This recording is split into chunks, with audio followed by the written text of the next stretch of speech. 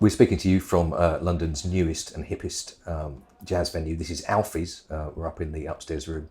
We're just sort of playing between the breaks, or talking between the breaks because the band's quite loud downstairs. It's an absolute privilege and a pleasure to welcome one of the world's greatest jazz guitar players. This is Randy Johnston. Nigel, thank you so much. I've been looking forward to talking to you, and I'm glad we got the opportunity to do it. Yeah, absolutely. But of course, we met before. Do you remember? It was it? I can remind you if you like. Yes, please. You were playing at Ronnie Scott's with Lou Donaldson. Oh, okay. And I was practicing outside in the hallway, and you came out. Oh, okay. Yeah, yes. That was me. Oh, I remember. All right. Yeah. Well, good to meet you again. Yeah, that's right. Yes. When you said earlier on, I'm looking forward to meeting you, I was thinking he doesn't remember, does he? I didn't remember that offhand, but forgive me. No, that's fine. There's actually a memory I have of that night, which was you and Lou and all the guys from the band were talking in the back room, and I could hear you talking, and the waiter walked by with a tray of burgers, and he walked into the room and it went really quiet. It was deathly quiet, and then the waiter walked out, and I just heard Lou Donaldson say, I could eat 3 of those motherfuckers." Lou was a very, very fond of hamburgers, or he is. I mean, he's still alive. But when we used to do long tours in Europe, and sometimes come to the UK also. But we'd go through all through Germany and in Italy and Austria, and toward the end, when he would get tired, he would demand a McDonald's hamburger, McDonald's every night. Right. And then later on, he decided he'd go on a health kick, so he switched to Burger King. Okay. Yeah. Right. That's Okay. Well, that's quite a good advert for Burger King, I guess. Yeah. He really liked Burger King, but any hamburgers, he was a big hamburger fan. Well, it hasn't done him any harm, has it? He's quite a he's reached a decent age. Lou is born on November 1st, 1926. So he's 97 years old. Right. And he always certainly had his own ideas about many things. One of them being the fact that vegetarianism was no good for you, and you should eat meat to retain your strength. Okay. So, well, it's kind of hard. So for him, I guess it worked well. It's hard to argue if you're 97, isn't it? 97, he must great. have done something right or had some good luck. Right. So how long did you spend with Lou? I was with Lou for 18 years. Oh, wow. Right. And in that time, I did lots of other things as well. Right. But I think I started playing with him in 1997 or 96, and then I played with him up until 2014 or 15. Right. And so it was a long journey and long relationship, and I still talk to him on the phone sometimes. Has he stopped playing now? Yes, he's not playing anymore. He's in a nursing home in Florida. Oh, really? Yeah, but it's not. I mean, it's just because of age. It's not because of he's sick or anything. Sure, but he's happy, right? Yeah, well, as happy as he ever gets,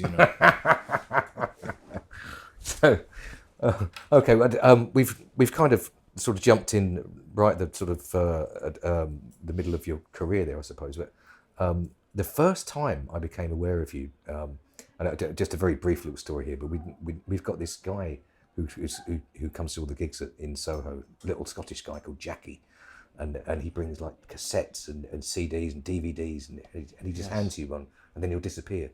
And he gave me a cassette, and I actually listened to them. A lot of people just throw them away, but I listened to them. And there was this Lee Konitz recording, and I'm not sure if it was a radio broadcast. And suddenly there's this guitarist on there, and I'm like, who is that? And he'd actually spelt your name wrong on there, so it actually took me a little while to find out who you were. But it's like, that was you playing with Lee Konitz, right? That probably was me playing with Warne Marsh. God, do you know? I think I might have got that wrong. No, So you're right. so I Or maybe did, he labelled him wrong as well. yeah, no, that's okay. But I did play a little bit with Lee Konitz, but I played mostly with Warne Marsh. I was in Warne Marsh's band for 3 years when I first came to New York. I Right. came to New York in 1981 Right. after I graduated from the University of Miami in Florida, and I started. The earliest two gigs I had was with the organ player Brother Jack McDuff. Oh, yeah. And then with Warne Marsh. Right. So Did you come to London with Jack McDuff? I didn't know. I Right. didn't come to London with Jack McDuff. Right. I only asked because I saw him in I think it was about 1990, and I remember at the Jazz Cafe, and I remember standing on the balcony above with this organ player. We just looked straight down at him as he's doing the whole thing, and there was a great guitarist there, and I never figured out who that was. He had a lot of great guitarists, including George Benson and all those folks, but he always had a good guitarist. So. Right, yeah. So that was your first job with Jack McDuff? The first job with a known jazz player was with Jack McDuff.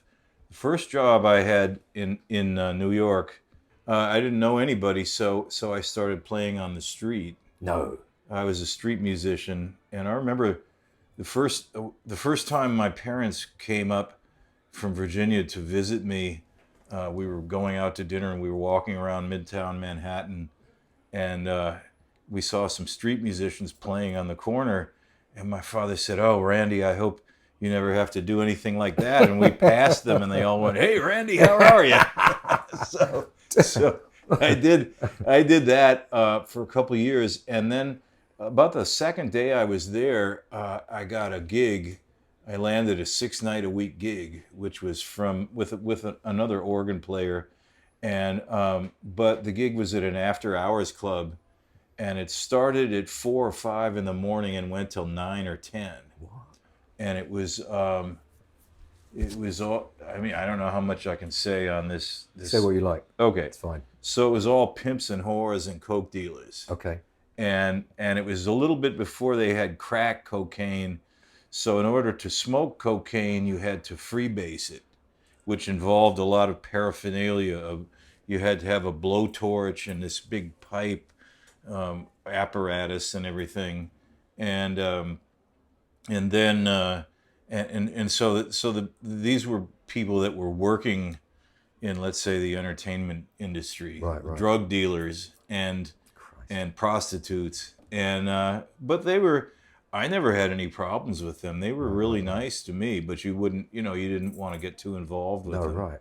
But we played. That was my first gig, and I lasted a few weeks on that. That was 6 nights a week. And then I started doing, I was really busy really early in New York, but since I didn't know anyone, I sort of had to work my way up from the really the bottom.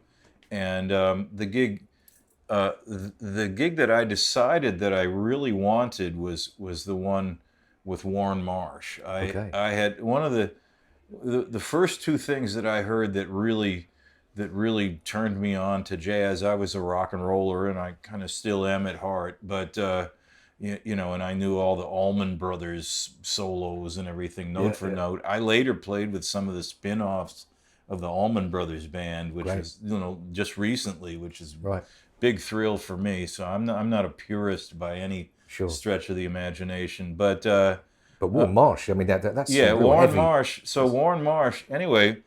So I had the gig down at the Blue Note in Greenwich Village, and at the time it was the after hours jam session, and at the time the band for the after hours jam session was just me and this saxophone player named Grace, who had studied with Warne Marsh, and Warne used to had students up to his place, so.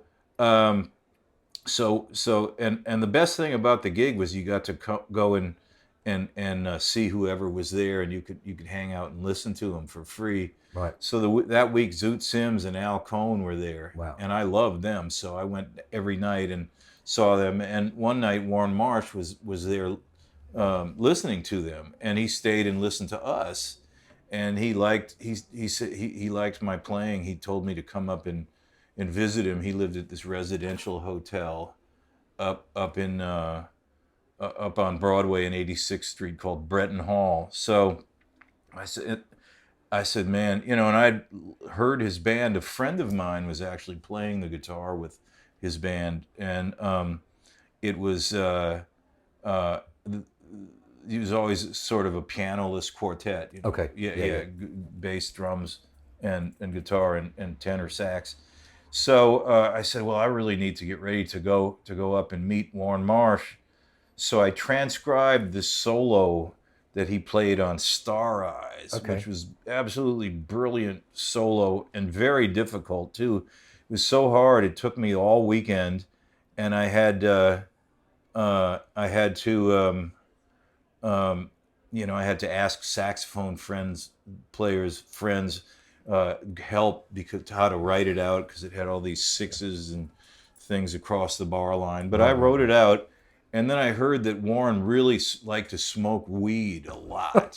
And I had lots of connections in those days for weed. I actually sold weed for a while when I was in New York to make money at first. Okay.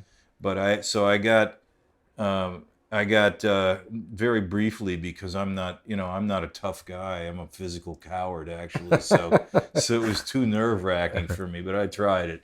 So I got some really good marijuana and rolled it up into some really nice joints, and I had the solo all written out, and I had the record, which was a vinyl record, and I went up to see him, and I said, "Look, Warne, I transcribed this solo. Could you check it for me?"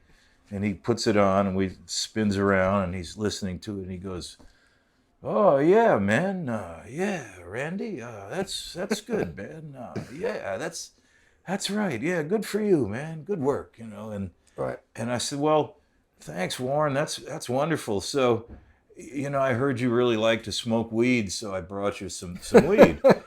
and he goes, "Well, you know, I'm trying to quit now. I've been trying to quit for a while, but I think maybe now I'm feeling clean and strong, and I'm ready for some." And I said, "Well, I don't want to make you do anything that you don't want to do. If you're trying to quit, I don't want to force you, get you back into the habit or anything." And he goes, "No, that's all right. I you know, it's been a while now, and I think I'm really ready for some now. So let's smoke." And I said, "Well, how long has it been since you've smoked weed?" And he goes, "It's been about 3 days now." and so I said, "Oh, 3 days. Yeah, that's a long time." And he goes, "Yeah, man, that's the longest I've gone since 1947. And that was 1981 then, or 82. Oh, wow. Okay. So we had our little libation, and then he told me to come back, and I bet you did. and we so that he used to play at this club called the West End Cafe, which is up on Broadway, kind of near where the Club Smoke is now. Right. And but this was a little further up, and it was kind of by Columbia University. And this DJ Phil Shapp he booked the room, and he liked Warne, so he would give him at least a week, you know, 7 nights or 6 nights or something. And he had managed to this time he had given him 10 nights in a row. 10 nights in a row. So he told me, he said, "Well," and remember, I know the regular guitar player. Right. It's this guy, Bob Ward. He's a very good player, and he was one of my best friends. He was. No, I mean, but he was okay with it. This is amazing. This is why it's an amazing story to me. But you know, I said, "Well, Bob, you know, I don't know what to do." Warne gave me, so Warne said, "I'm going to give you 3 nights, and this other guy who's one of my students 3 nights, and I'll let Bob do 4 nights, and whoever I feel the best with has got the gig." Okay. So I said, all right, I'll do my best. So Bob, who's the regular guitar player, I said, I don't know what to do. Warne gave me 3 nights, and you're my buddy and all. And he goes, look, Randy, if he likes you better, then you should have the gig. Oh, what a nice guy. And he gave me all all the charts, all the music, and Wow. I could cancel it. He was could copy it. He was such a mensch, what we call him. He's such a great guy. He let me copy all the charts. So I learned them all. I had 2 weeks before the gig, and I practiced every waking moment, like 12 hours a day, and I learned all the charts. So when I got on the gig with Warne, he goes, yeah, Randy, all right. Did you learn did you get a chance to look at any of that music? And I said, yeah, I learned them all. And he goes, really, all of them? And I said, yeah, all of them. You call one out and I'll play it. And he called them out and I played him. Right. And I got the gig. Great. And so that's, but that was, so that was just kind of an example of, the good kind of competition. Yeah, absolutely. And I've lost things like that too, Sure, that's sure. But Well, you wanted it, you put the work in. That's great. Yeah. And some of those heads are really tricky, right?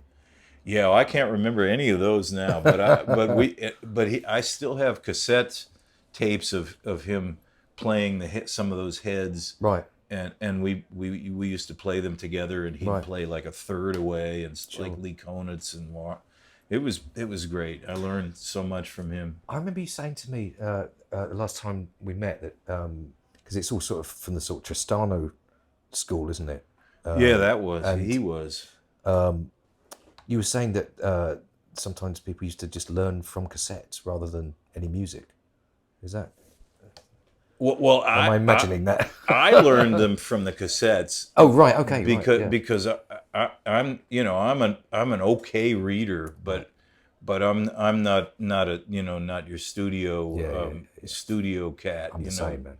Jingle guy. So it was easier for me to learn them from him playing them, and and me learning them, and then I'd go up to his room, and we would rehearse them and so on. Amazing. Wow.